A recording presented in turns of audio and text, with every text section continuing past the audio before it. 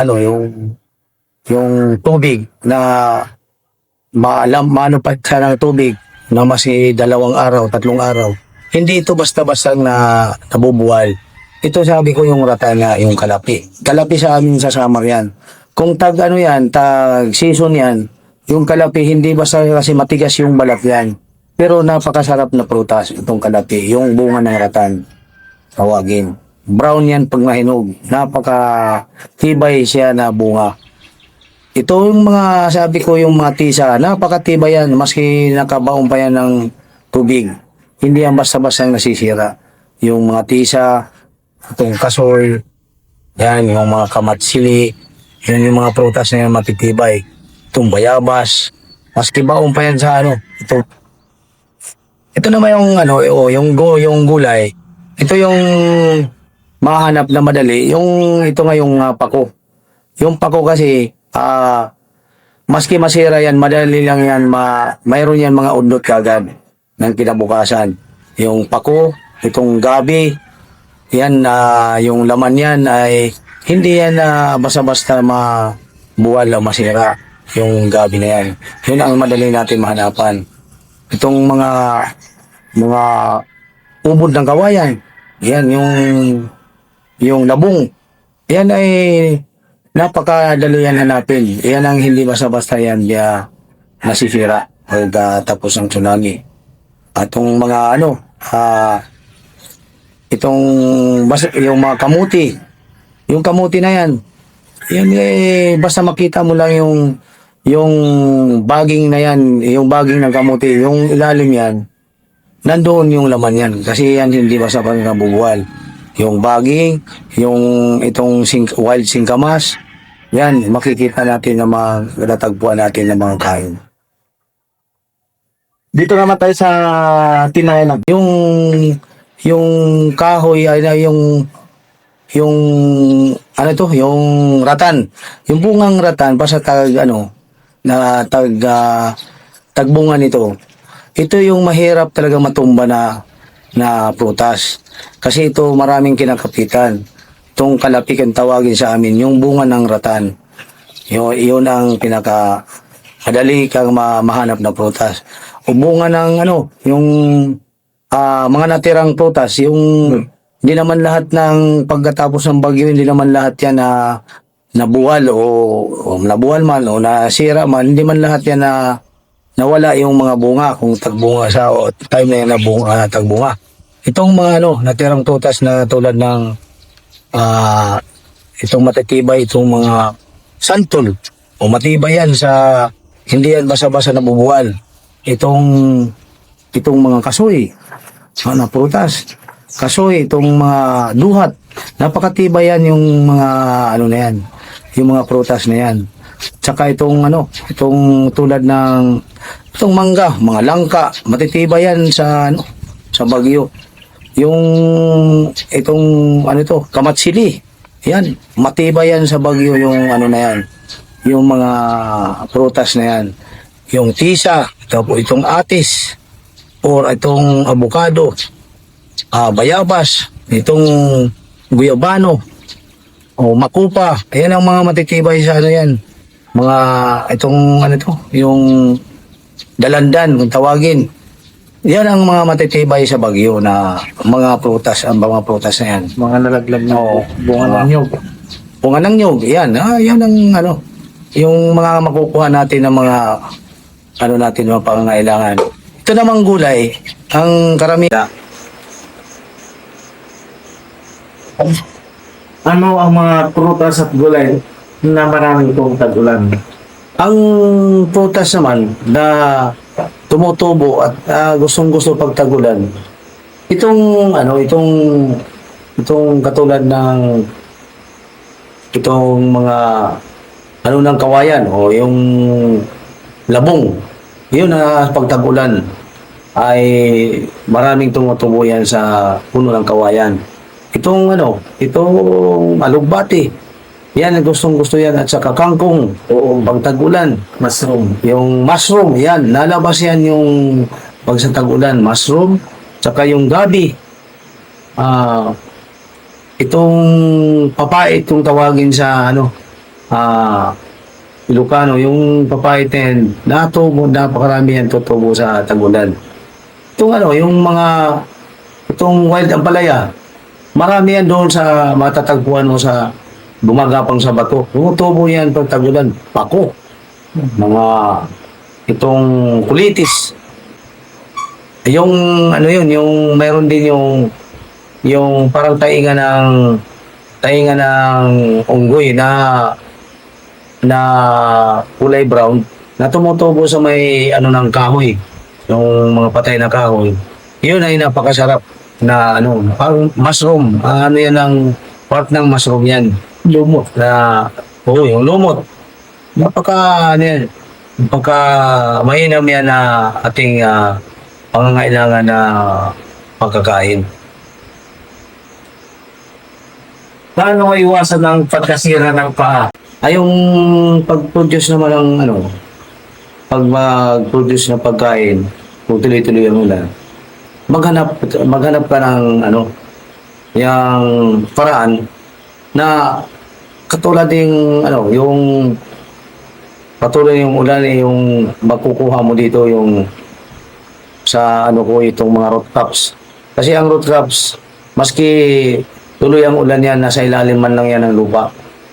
Doon mo itong makukuha, lalo na kung mayroon kang dating mga kamag-anak o may mga kaingin, pwede mo mapuntahan yan o ma-harvest. Hindi man masyado na yan, maski na abutan pa yan ng baha, nasa ilalim lang yung mga root crops na yan. Hanapan mo na magkaroon ka ng pagkain. Katulad nitong mga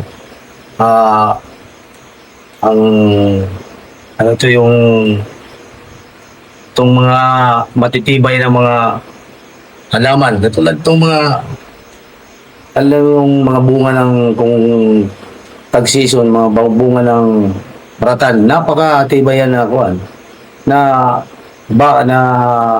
halaman. Pero kung mag-season yan, maraming prutas yan na makakatulong sa ating gutom. Yung maski binahayan o inapawan yan, hindi yan kasi matigas yung baging na yan, yung baging ng ratan. Yan ang ko na sa kabundukan. At saka yung paghahanda ng paghahanda ng pagkain, ito yung kung magkaroon ka mayroon kang pera na habang bukas pa yung mga store sa barangay, dapat bumili ka na ng mga madali lang na hindi nalulutuin. Tulad ng mga noodles cup, na mga init lang ang kailangan. Itong dapat may mga yung tinapay na matigas na matagal masira. Basta lahat ng mga madali lang lutuin.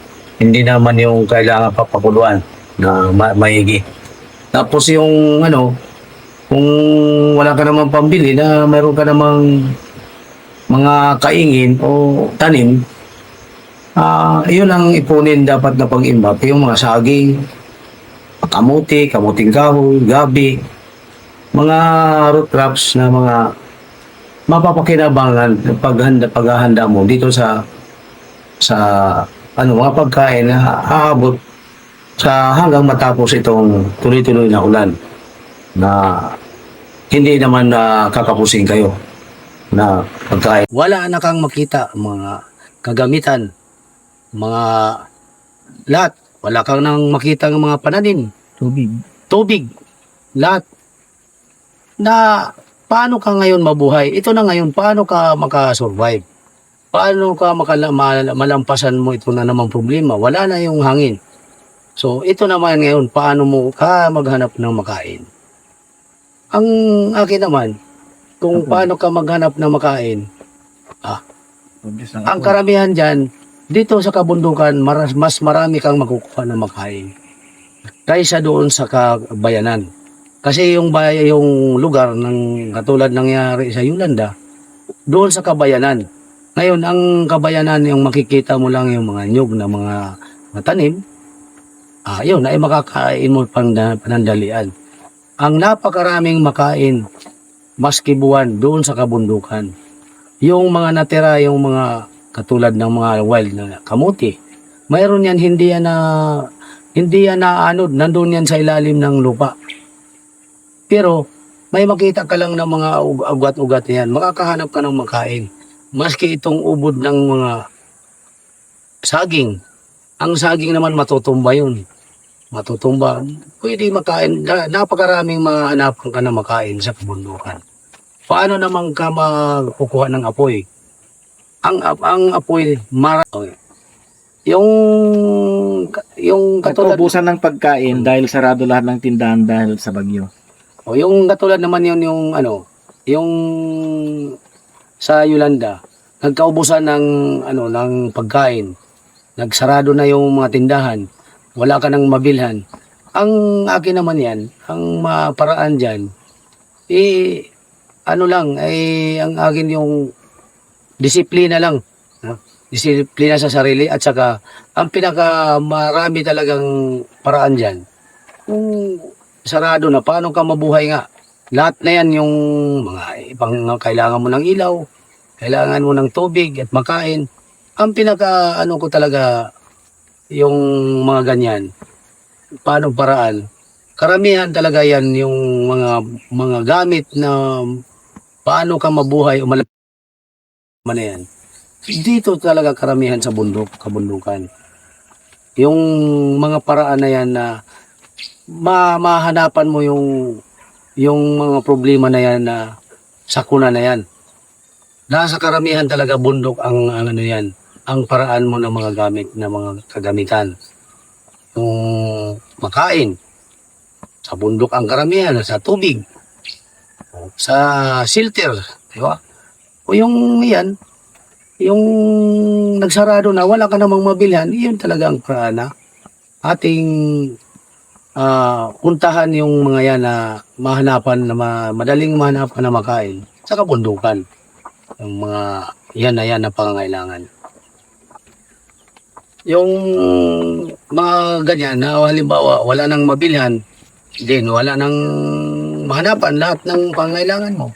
Dapat ang tao hindi yung mainit ang isip, mainit ang ulo, ganun karamihan kasi sa atin yung nagpapanik tayo, yung dahil ganito nga, wala nang mabilhan, wala nang makain.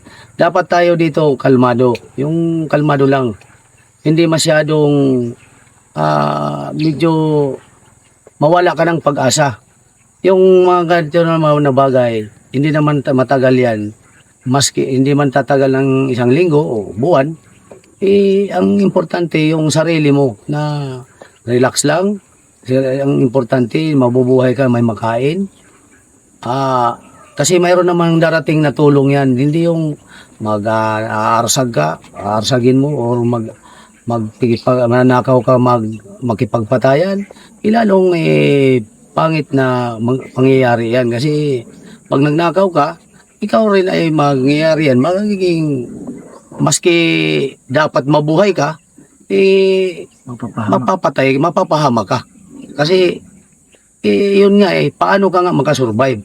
Paano nga mo malampasan ang problema kung ganun nga, magnanakaw ka sa isang tao rin na katulad sa iyo nga gustong mabuhay, hindi dapat. Dapat ang dito, kalma lang. Ang importante sa mga tao, sa advice, tulungan, magkaisa. Sa naman ang sakuna, hindi talaga sinasadya kung hindi dumarating yan sa ating buhay, ang sakuna na yan. Kailangan dito kalmado, magtulungan ang bawat isa. Ganitong lugar na umabot na mga pangyayari. Kasi sa panahon naman, hindi naman yan natin masasabi. Ang sakuna ay galing yan sa ating pinakamataas, nakakataas. Kaya nga dito, walang mahirap, walang mayaman.